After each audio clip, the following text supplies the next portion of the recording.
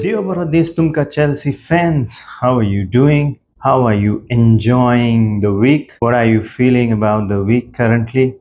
I, for one, sure know Enzo's didn't have the best possible week. One Enzo with the statement, the another Enzo getting his statement out.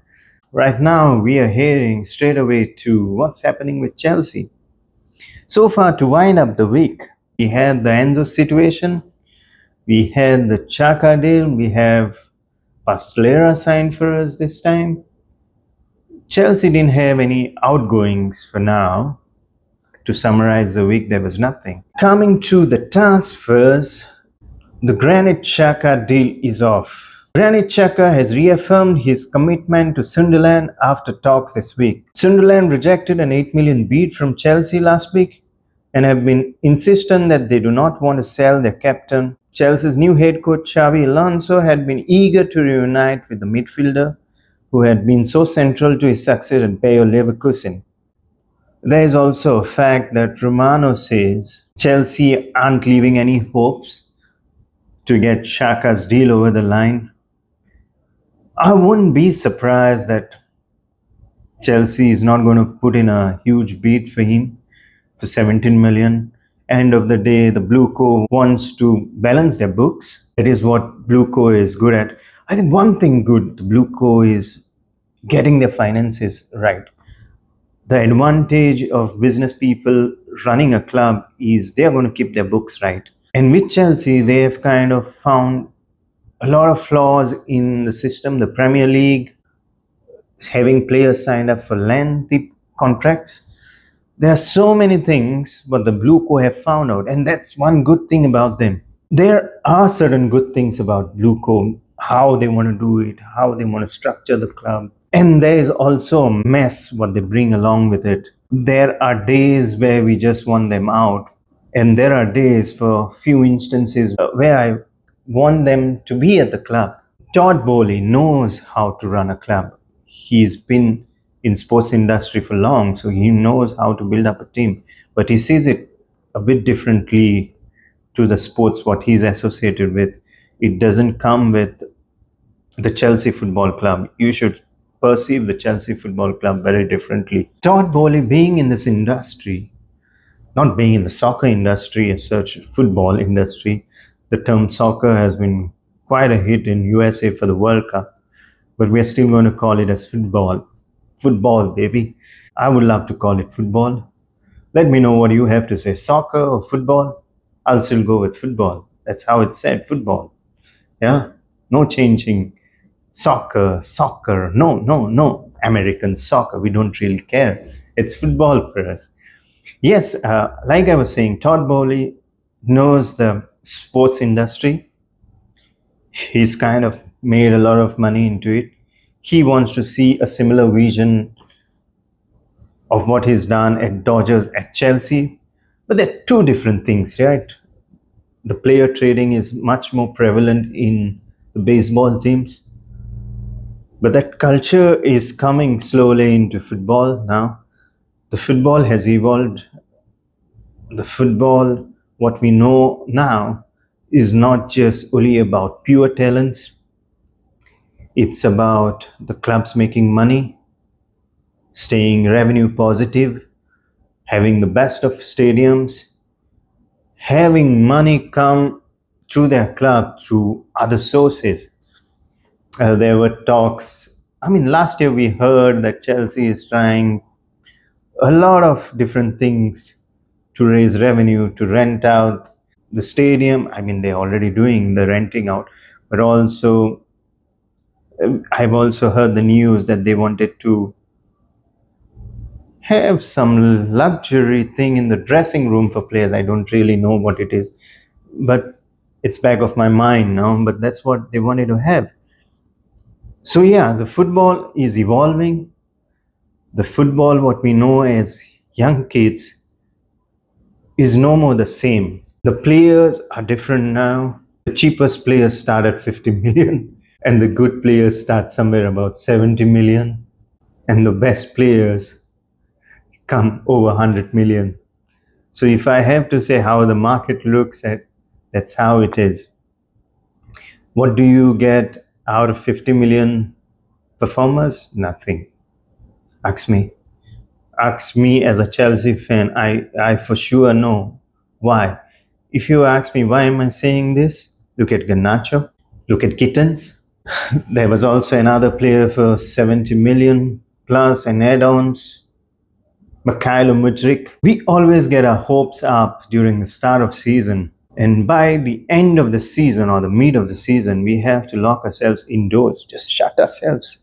I can share with you my experience for the last season. There were days I just didn't want to watch TV. I don't know if you ever felt it as a Chelsea fan. Please comment, because there were days I just didn't feel to watch this football, watch Chelsea club. I was okay with watching anything else, but not Chelsea Football Club. It would just spoil my day. I just didn't trust the process. I didn't trust anything. I didn't know who said the truth. I didn't understand how the dressing room was. I kind of was upset over Chelsea Football Club. It was so that I literally would go to sleep when Chelsea played. Didn't really want to watch them. Yes, I'm hoping that during the start of the season, we don't feel the same as the previous season, like all hyped up, you're going to win the league and stuff like that. And then at the mid, come December, and we are just there again. I don't want to be there. And I'm hoping as a Chelsea fan, none of us want to be there. So let's hope. Okay, there's nothing much happening in the transfer market. Like I said, the Granit Xhaka deal is already stalled, or it's not happening. Chelsea is not going to pay 20-30 million to Sunderland. Sunderland need their captain, and I think they're going to stick with it. They're going to play a hard ball. Okay, before I go to my other news, what's the way forward for Chelsea in case we do not close the Xhaka deal? I've got a few names shortlisted. It's just my personal opinion. This has got nothing to do with how you feel. I totally understand you might want the Xhaka deal to be complete. Likewise, I too would want the Xhaka deal to be completed. No doubt, he is a quality midfielder with a lot of experience, a lot of Premier League experience. I would want him. But in case, what happens if we don't do the Xhaka deal? I've made a list of few names. You could agree with me. If you don't, do let me know in the comments. Yes, and there is also a person who has been at Chelsea previously. I've also shortlisted his name. You could definitely let me know if there's something what you agree with. So yes, the first name, what I've thought about, who could be a good alternative for Granit Xhaka. It's Morten Hjulmand. That's how you say its name. Very Danish name. Morten Hjulmand. He is playing at Sporting CP. He is the closest tactical profile what we have to Granit Xhaka. He excels at protecting possession, and he possesses vocal leadership in the defense midfield slot. Stats of previous season, he played 27 matches. He has 3 goals, 4 assists, 9 yellow cards, 0 red cards. Okay, fine. Thank God that's not there. I'm just looking at data and thinking whether this could be an alternative for us. Have your say, Chelsea fans, let me know. He has represented UEFA Champions League. Again, a lot of yellow cards. He's played 10 matches there. 0 goals, 0 assists, 5 yellow cards, no red cards. So yes, I am just looking at this as something that could benefit. And certain players, when you invest like this, they really do perform. And my gut says maybe Chelsea should look at something like this. There is also Bruno Guimaraes. He is currently at Newcastle. Another guy proven, but I don't think so. That deal is never going to happen. It just something what I want to say. Don't mind me. You can just forget about it. There's another name what I've shortlisted here. You might have known him, and he was our very own Mateo Kovačić. Currently at Manchester City, I think he is looking to move away from Man City. He brings in a lot of experience. I don't know if Kovačić is really exhausted of the Premier League, or he has a few years left on him, maybe 2 or 3 years, where Chelsea could look into him, maybe would get him for cheap, like Granit Xhaka, but still a quality baller. Has those goals, crazy goals, scoring ability at times, and also somebody who could be seen as a leader. I'm just looking at options here. Yes, these are my few suggestions on in case we do not get Granit Xhaka, and I think we're not getting him. That's a true fact. Okay, exclusive. I don't know if this was by Fabrizio. Chelsea agree a deal to sign Alfie Osborne as a new talent for the future. Here we go. Chelsea to sign 17-year-old talented centre-back from Hearts, part of academy, then seen as long-term prospect for future. Scotland under 19 centre-back accepted Chelsea long-term view and completed his medical. There is a lot of news on Chelsea front. If a 17-year-old, this news could be true because that's what Chelsea signs, right? Another news, transfer news. We had another expensive goalkeeper signed long time back. And then he went on various loans at Real Madrid and elsewhere. And then we finally sold him to Arsenal. He won the Premier League with Arsenal then. I'm talking about Kepa Arrizabalaga. Okay, there's a news that he's told Arsenal he wants to leave the club this summer in search of regular first-team football. Juventus and Napoli are currently leading the race for the goalkeeper, with both clubs already making inquiries over a potential move. Kepa episodes. Luckily, we are out of it, but since he was a Chelsea player, I do respect everyone who comes in Chelsea. And I thought I would just address his situation. This is somewhere on X what I've seen. Okay, there's another news about a very own Enzo. I don't know how far these rumors are true.